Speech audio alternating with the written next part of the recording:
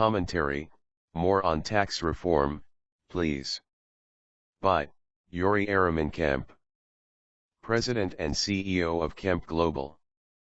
I guess the entire world knows by now that the Bahamas is looking forward to implementing value-added tax in January 2015.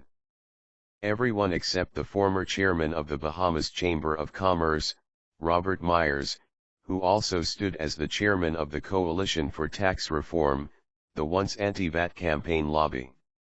Well, to be fair, they did morph into the Fair Tax and Sensible Taxation Reform lobby. For what it's worth, Mr. Myers has been caught out, so to speak. As it stands, he got nabbed in an importation scandal with the Customs Department. Reportedly, he was found to have undervalued a vehicle that he wanted to bring into the country. Bahamas Customs charge you duty on the purchase and value of all vehicles. So, if you bought a car for $1,000 and landed value works out to $1,100, you are expected to pay the duty on the $1,100. However, Mr. Myers presented to Customs a document that stated that the car he bought in the USA was less than what he actually paid for it, and thus presented false information to Customs on the actual value of the car to attract a lower duty. In addition to this, it was also found that in the back trunk of the vehicle in question, which was a Porsche hybrid, were groceries and other items valued at over $4,000 that he also had not declared. Yeah, it is an understatement that Mr. Myers messed up. It looks like he was set up, too. Whether he did something like this before isn't something we should get into. But, it is more than curious to see the staunchest anti-government proponent for taxation reform, being taken down by a scandal that involved tax fraud at a time when the country is on the precipice of a new form of taxation. A reform that he was vehemently against from the onset. Mr. Myers has now resigned as the chairman of the Coalition for Taxation Reform and as the chairman of the Bahamas Chamber of Commerce, and has been replaced with accountant Gowan Bo. This was the right thing to do. The second most right thing to do is to just be quiet about it. Honestly, pay your dues, back away and say nothing else on the matter. With all of that taking place, without a doubt there is now a void with regard to a very strong voice and pillar on overall taxation reform.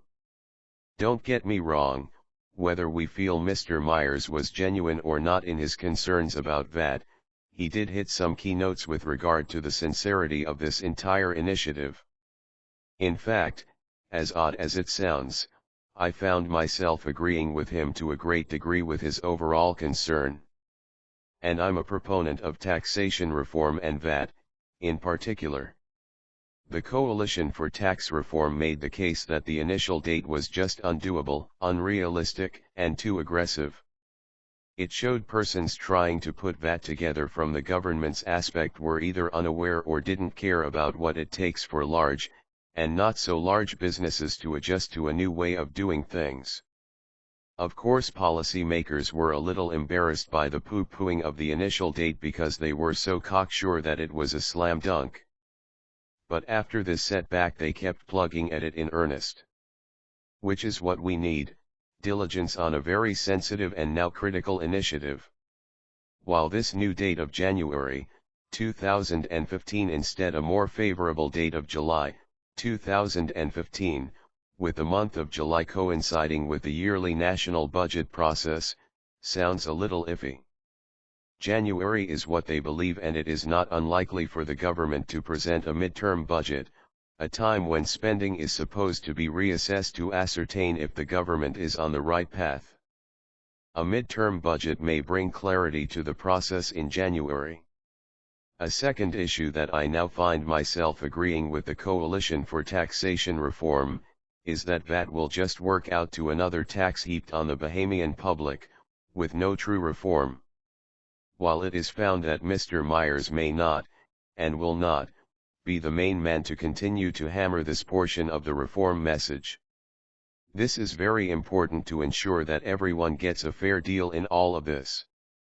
Why it alarms this author so much is that the proposed Central Revenue Agency, the fundamental pillar in this entire taxation nexus, was not a part of the VAT bill tabled and passed in the House of Assembly. This is critical, as the Central Revenue Agency was seen to be the agency with the potential to tie the hands of meddling persons from subverting the tax collection process. Another issue with VAT evolving into another tax to be heaped on the public, is the various professional organizations and related lobby groups are working feverishly to get the concessions and areas of their particular sectors ironed out. No doubt self-preservation is key, but at the end of the day it still makes absolutely no sense to get your concessions and the overarching system still be in the same position as it once was, with a new tax put on the backs of Bahamians. Without a doubt, however, the omission of the agency from the VAT bill raises concerns. Because the agency that is now supposed to monitor revenue collection and be new eyes and ears in the revenue collection process, has now been sidelined, and the process is now, and we hope for a short time, in the hands of the persons within the same system that we wish to move away from. We should take the controls of the revenue-generating agencies out of the current system that has been compromised for so long. If you want to change the system, then change the system. Don't have to it. Change it. We shouldn't act as if there aren't, or have not ever been, other abuses, like the situation we had with Customs and Mr. Myers. Many persons feel that this was a mere drop in the bucket with regard to what some may have gotten away with in the past, and what people may be getting away with doing right now.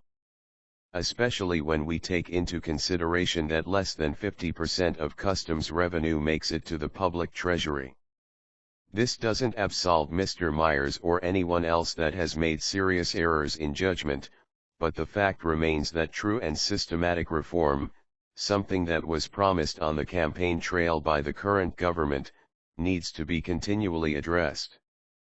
I think the public also sees this new wave of crackdowns in import fraud from the Customs Department, coupled with a renewed vigor for work in the Auditor General's office, as persons within the system, wanting to look like they're working diligently, to ensure that a new layer of government in that of the Central Revenue Agency is not seen as desperately needed. Well, at least that's what I see. Blame it on me. How all of this plays out remains to be seen, but I believe the Bahamas would much rather have full reform over half reform, with half reform leaving the Central Revenue Agency out of this initial push. If left undone, as time lingers on, it will most likely be left undone or done halfway. And then we all pay dearly for it in the end.